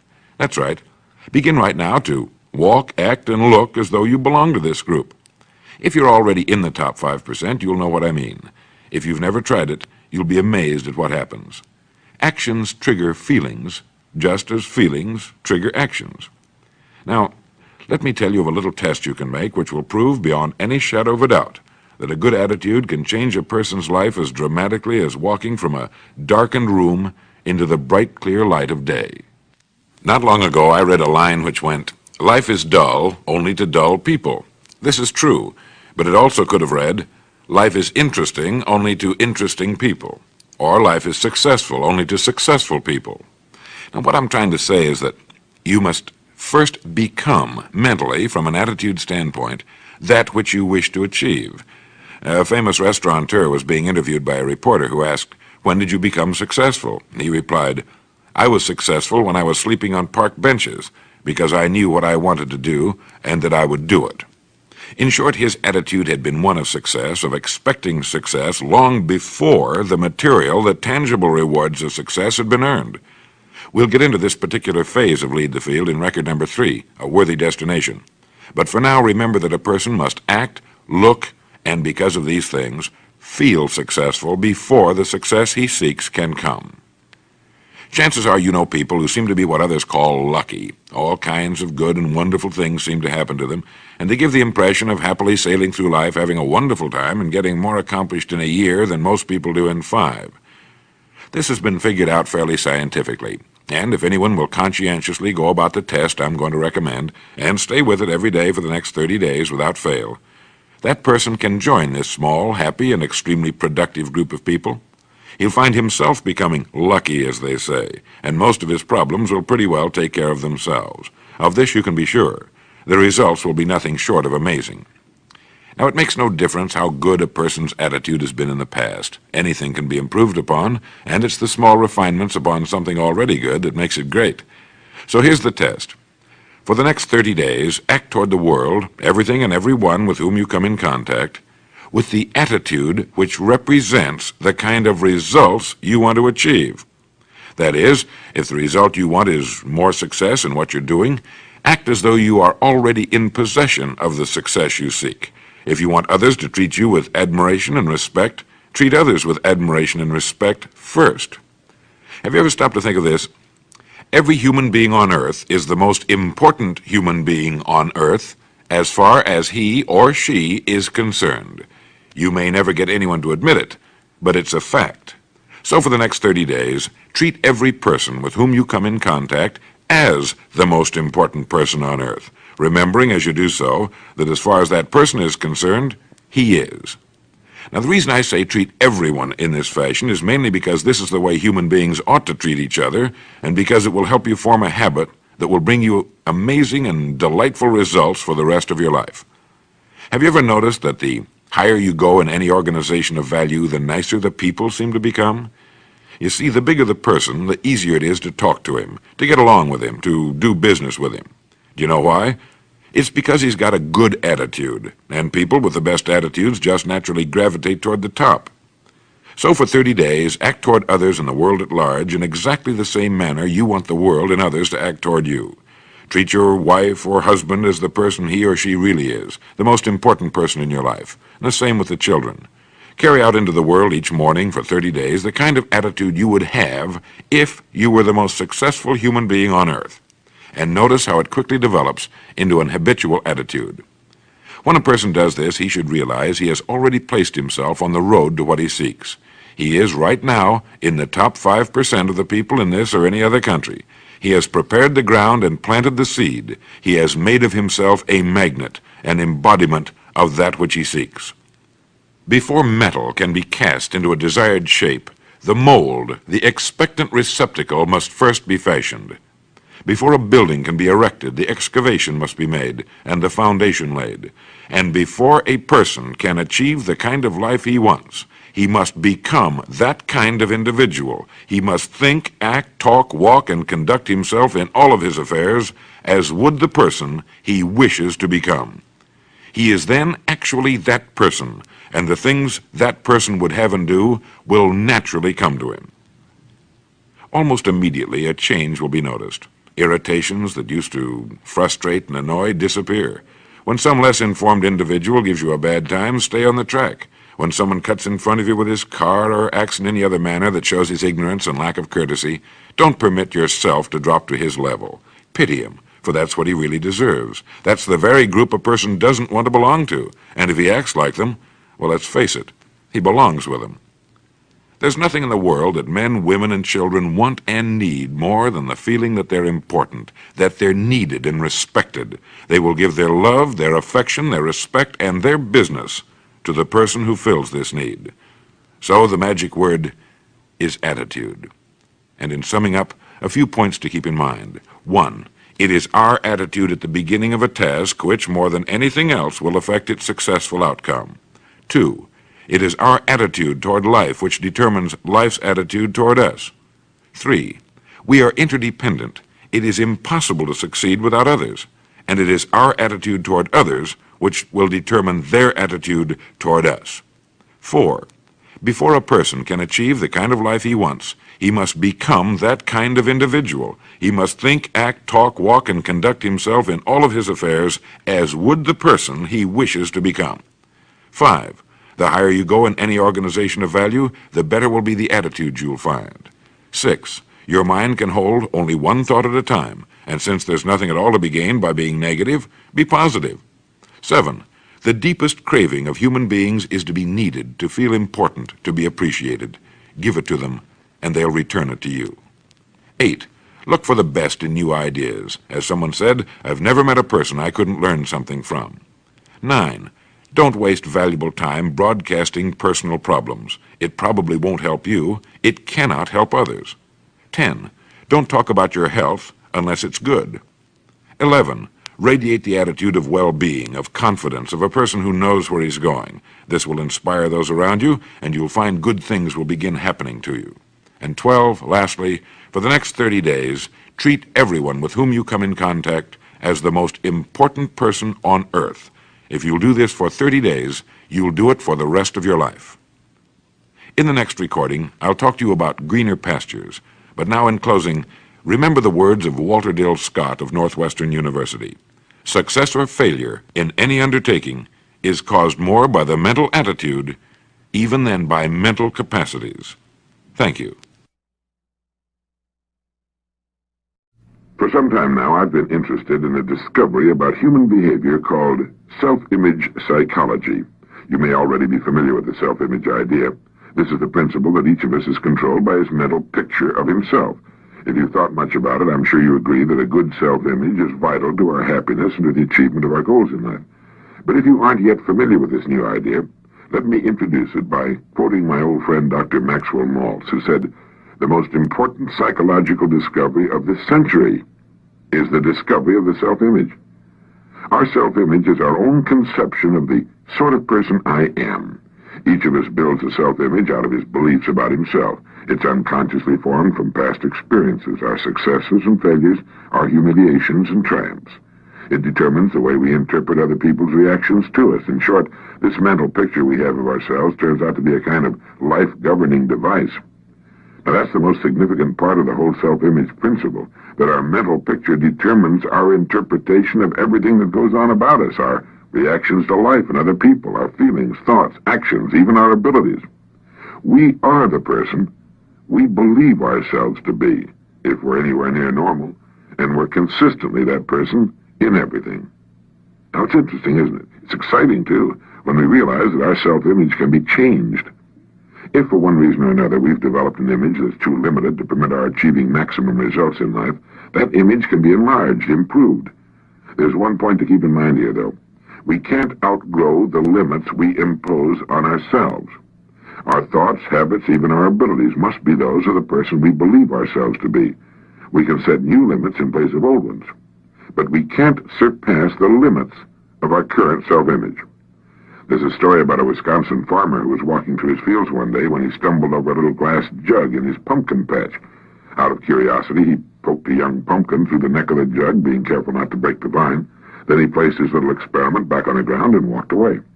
When harvest time came, the farmer was working his way down a row of big ripe pumpkins when he again came upon the glass jug. But this time it looked different. Picking it up, he discovered that the young pumpkin he had poked inside now completely filled its glass prison. Having no more room, it had stopped growing. The farmer broke the jug and held in his hand a runt pumpkin, less than half the size of all the other pumpkins and exactly the shape of the jug. Well, people aren't pumpkins, but our self-image is something like that jug. It determines the size and kind of person we become.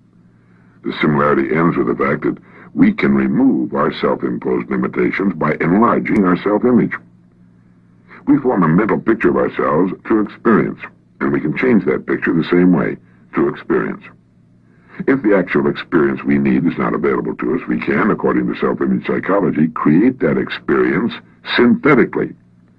Now, scientists agree that the human nervous system is incapable of distinguishing between actual experience and the same experience imagined vividly and in complete detail.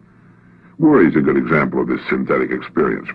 When a person worries about something, he projects himself mentally, emotionally, even physically, into a situation that hasn't even occurred.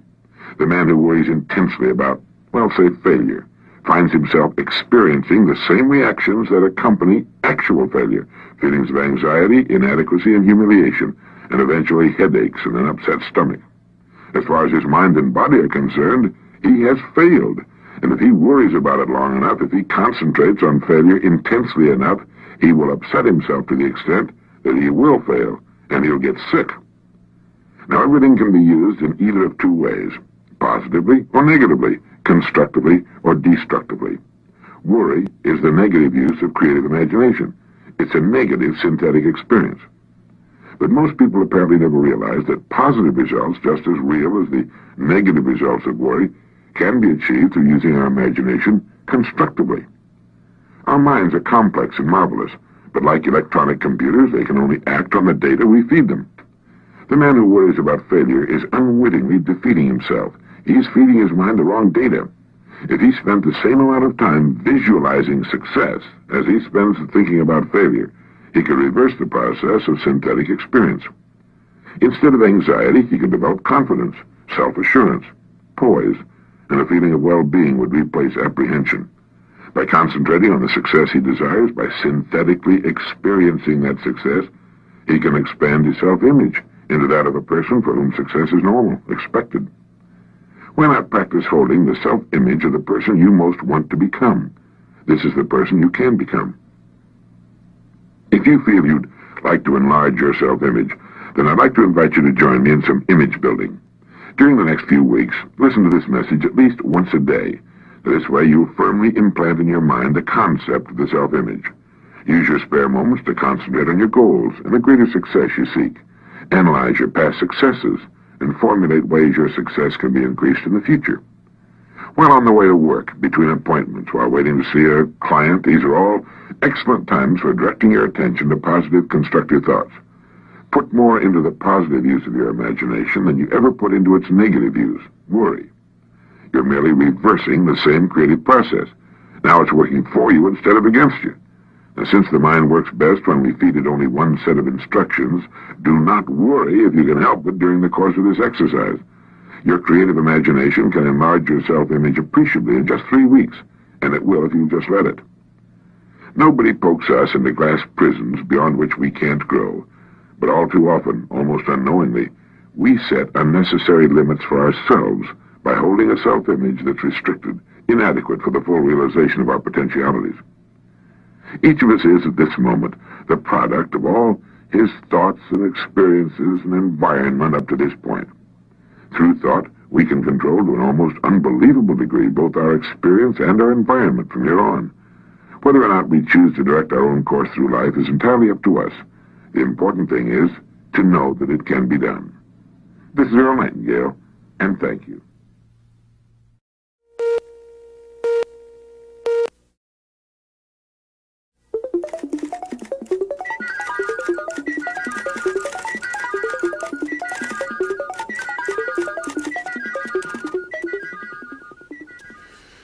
Maybe you saw the news item some time back about a Canadian farmer who sold his Stradivarius violin for, I think it was in the neighborhood of $60,000.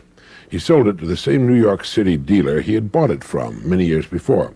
The dealer paid him more for it than he had paid, and that's because, of course, the violin had appreciated in value over the years and because of the shrinking buying power of the dollar.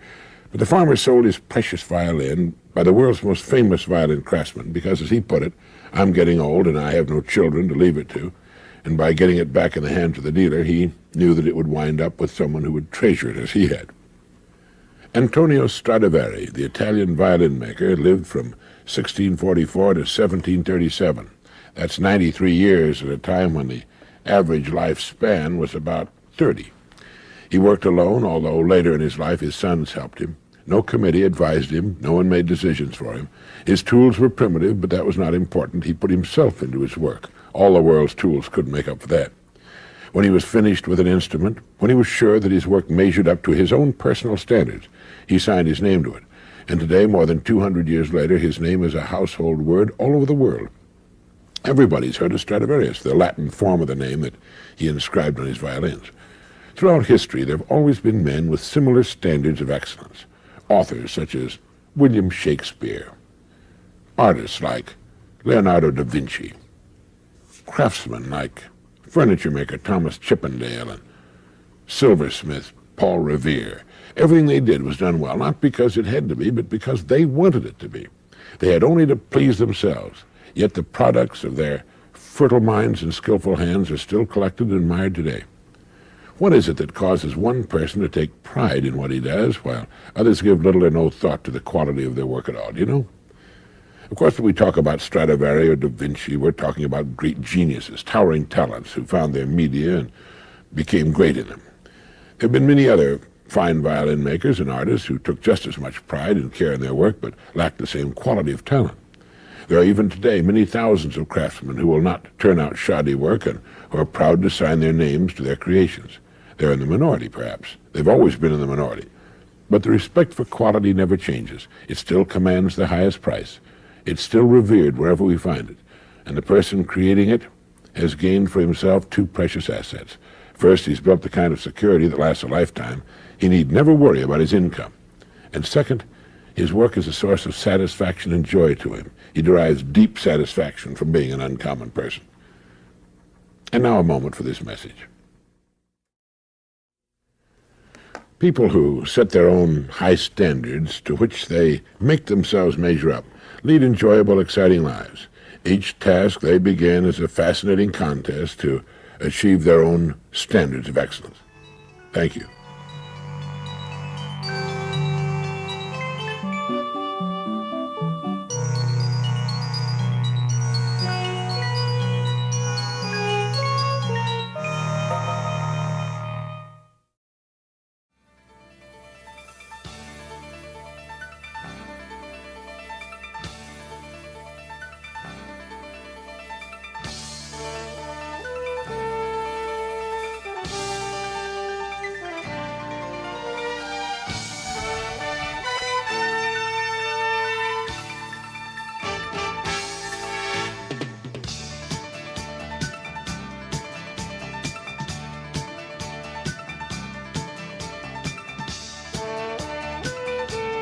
Hello, I'm Earl Nightingale, and I want to tell you a little story which could make a wonderful difference in your life.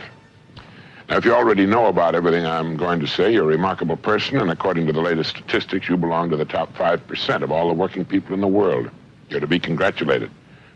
If you don't know about the things I'm going to say, well, you've been holding yourself back, not only on the job, but you're also missing a big percentage of the greatest joy in life.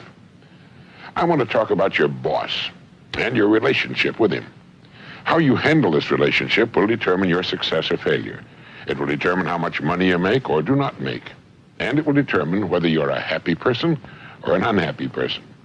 So let's talk about you and your boss. Who is your boss? You have only one. And every working person, from the president of the largest corporation to the shoeshine boy, has the same boss. He is simply the customer. There never has been, there is not now, and there never will be any boss but the customer. He's the one boss you must please. Everything you own, he's paid for. He buys your home, your cars, your clothes. He pays for your vacations and puts your kids through school. He pays your doctor bills and writes every paycheck you will ever receive. He'll give you every promotion you will ever obtain during your lifetime. and he will discharge you if you displease him. Now, sometimes, particularly in these days of, seemingly complex economics and big business, we lose sight of just what business is. It all started back during the most primitive times.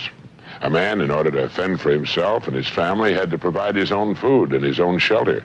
He had to do his own fighting and fashion his own rough clothes and crude weapons for hunting and materials for fishing. Later, he had to manufacture his own farming implements. In short, each man had to personally take care of every department of life.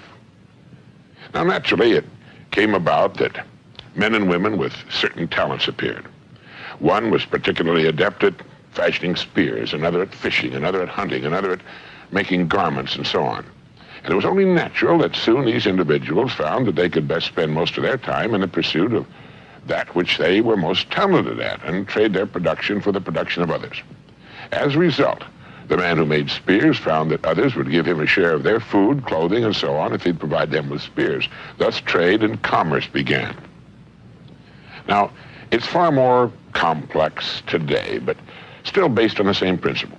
A person's money is the result of his production, and he trades it for things he needs and wants.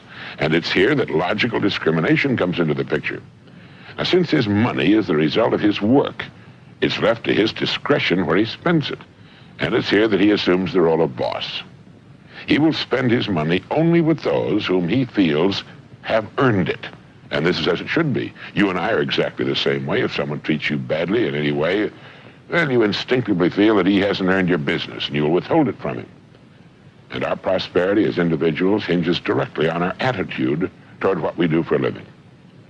The man who works on an automobile assembly line might not think much about the car at the point of sale, or about the family which will eventually buy and travel in that car. But that family pays his salary, and they will withhold the purchase of the car on which he works if it does not earn their respect and admiration.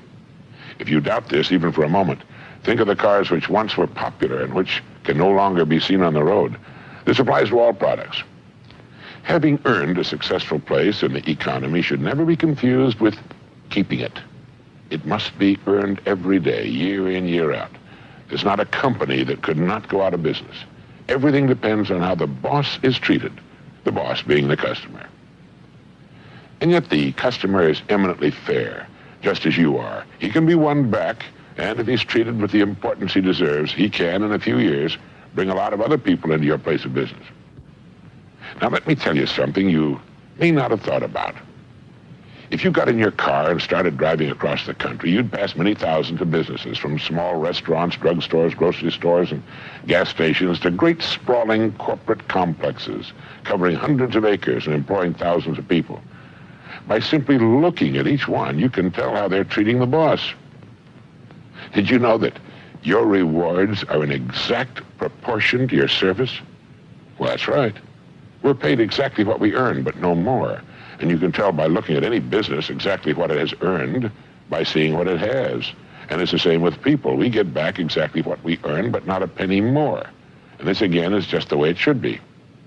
A person might be underpaid for a while, but the scales of life balance eventually. And he will, in the end, receive just what he's earned. There are, of course, two ways in which we're paid for what we do. One is tangible in the form of money, and the other is intangible, but just as important. To many, it's more important. This latter form of payment comes in the form of inner satisfaction and in the form of joy as a result of accomplishment. It also comes in the form of satisfaction in position, in the standing it gives us. So each of us is paid in these two ways, money and satisfaction. There's a simple way to increase both of these forms of income, money as well as in inner satisfaction, and you'll be able to spend and feel the results. First, I want you to understand completely the great law which lies as the foundation of all life, business and personal. It is that our rewards in life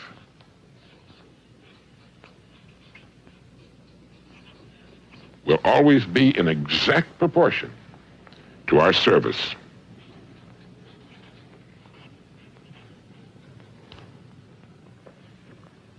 The more you think about this and observe people in business, the more you'll see the undeniable truth of it. Now try as best you can to estimate the proportion of your total ability you have been giving to your work. I don't think anyone gives 100%. I don't think it's possible to give 100%, day in and day out. I know I don't. But estimate what you consider to be the percentage you have been giving to your work. Would you say it's been 30%, 50%? Anyway, try to decide. Now, since your rewards will be an exact proportion to your service, well, you can increase your income, both financially and from an inner satisfaction standpoint, simply by narrowing the distance between what you have been giving to your work and the 100%, which it may be said you could give under ideal conditions. Now, you don't have to ask for a raise. The income will appear of its own accord and at the right time. You may want to question this, but try to take my word for it. Now, the second point I want to make is this. If you begin to do your work better than you've ever done it before, you will immediately begin to receive incalculably more inner satisfaction. You'll also find what may have been a boring or uninteresting job will take on new meaning and interest.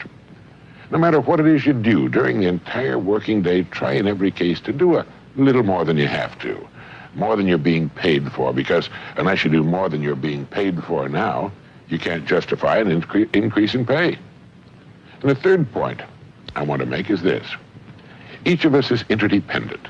As I pointed out earlier, other people pay our salaries, buy our homes, clothe, feed, and educate our children. Therefore, we depend on others for our very lives, just as they depend upon us. Now, if we expect others to give us excellent service and fine products for the money we spend, doesn't it make good sense that we should treat them the same way? Every hour spent at our work should be spent in the attempt to give the best of which we're capable. A baker's dozen for the money our company's customers spend for our products and services, and with which our salaries are paid. A person who tries to get the maximum return for the minimum of effort is only kidding himself. Sooner or later, the scales will balance. They must, for that's the law, whether we like it or not. This kind of individual actually shrinks as a person, as a human being, and he has no real place in a dynamic and swiftly changing world. And the fourth point is to try each day to find some way in which the work you're doing can be improved. Now, here again, you're guaranteeing an increase in your income in both categories. We all know that the cynics will laugh at this. I know them, you know them. But I don't know one who could be said to be doing well, do you? I know lots of men and women who are at the top of their fields who live their lives every day in the way I've suggested. Rather than go along with someone who's never proved in his own life that he knows what it's about, I'd prefer to believe the one who said, "As ye sow, so shall ye reap." I feel, as I'm sure you do, that he was more qualified to speak than the know-it-all who's behind in his installment payments. Anyway, it's worth a test. If you follow my suggestions for the next year, you'll be a different person, living a rich, rewarding, and meaningful life. 4 things, all of them simple. 1, remember that our rewards in life will be an exact proportion to our service. 2, by giving your work a larger percentage of your capabilities and talents, you must increase your income substantially. 3, since our lives depend on others, treat others in every facet of your life exactly as you want others to treat you. If you expect others to give you excellent products and services for the money you and your family spend, then you should make certain that your job is handled excellently, since it's the money of others which pays your salary. 4, try to find some way every day in which your work can be improved. And above all, know your boss. He's the customer. Treat him with the respect, care, and courtesy and humor he deserves. Remember that he pays all of your bills every month. He will buy everything you will ever own. He may be, of course, crude, coarse, ignorant, selfish, conniving, and a thoroughgoing savage. He often will be. And here it's more important that you treat him with all the care and attention you can muster. If you don't, and if you permit his attitude to affect yours, you're admitting that he's the stronger person. If you respond the same way he conducts himself, you're admitting you're no better than he is. But most people are nice people. They're people like you and me who want to be liked, who want to get along, and who want to be friends. They have problems and sorrows of their own, of which we're not aware. And they have bad days and disappointments. Make sure that the time they're with you is a high spot in their day, and they'll want to come back, not just because of your company, but because of you. If you will do these things for a year, you'll be surprised and delighted, and you'll find that you wouldn't live any other way for the world. If you're already living this way, you know what I mean. Thank you.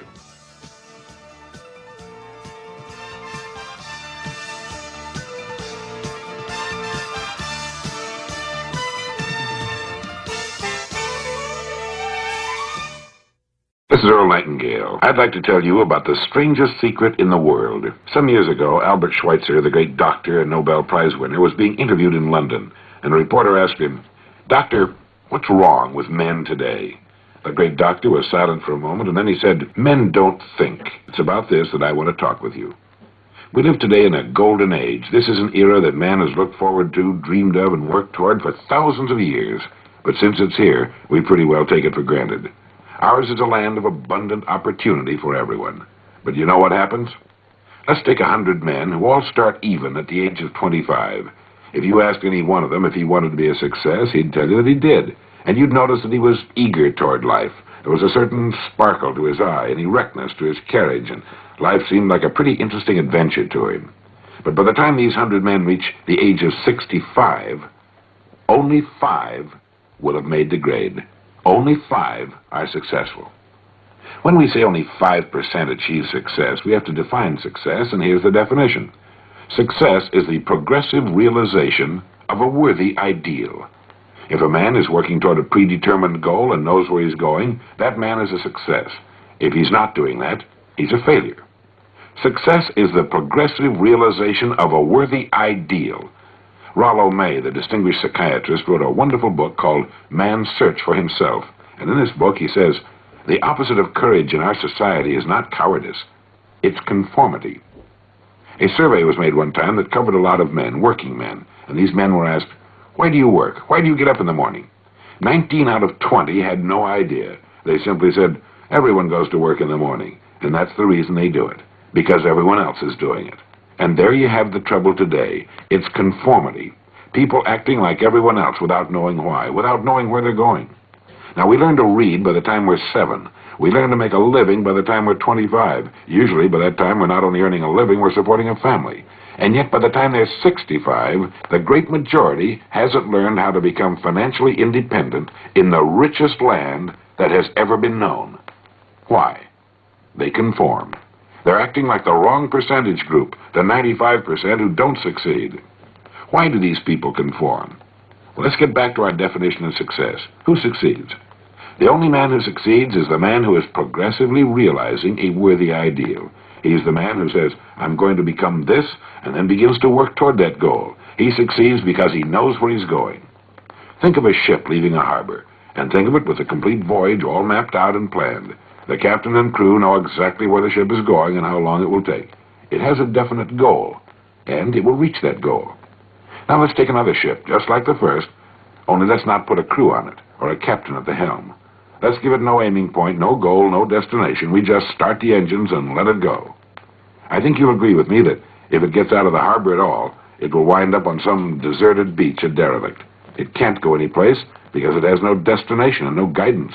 And it's the same with a human being. I'll tell you who the successful people are.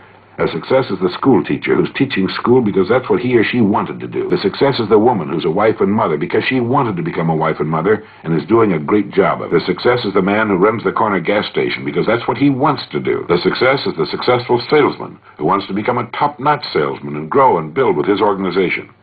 A success is anyone who is doing deliberately a predetermined job because that's what he decided to do deliberately.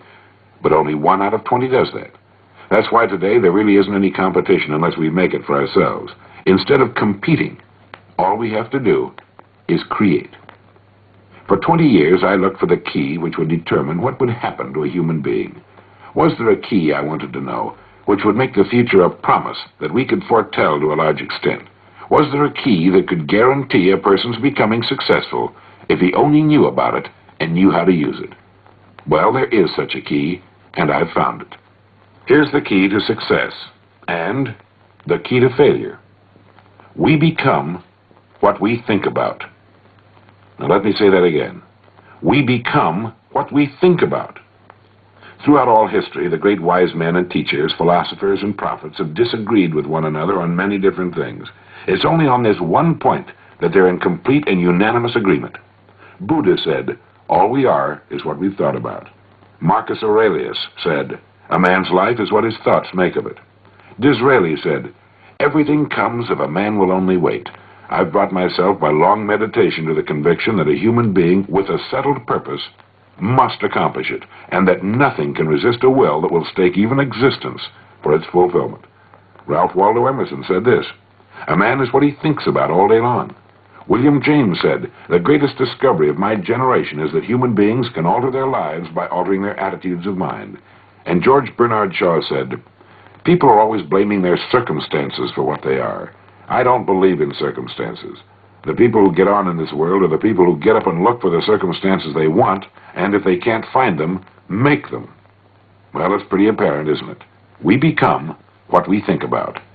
It stands to reason that a person who's thinking about a definite and worthwhile goal is going to reach it, because that's what he's thinking about, and we become what we think about.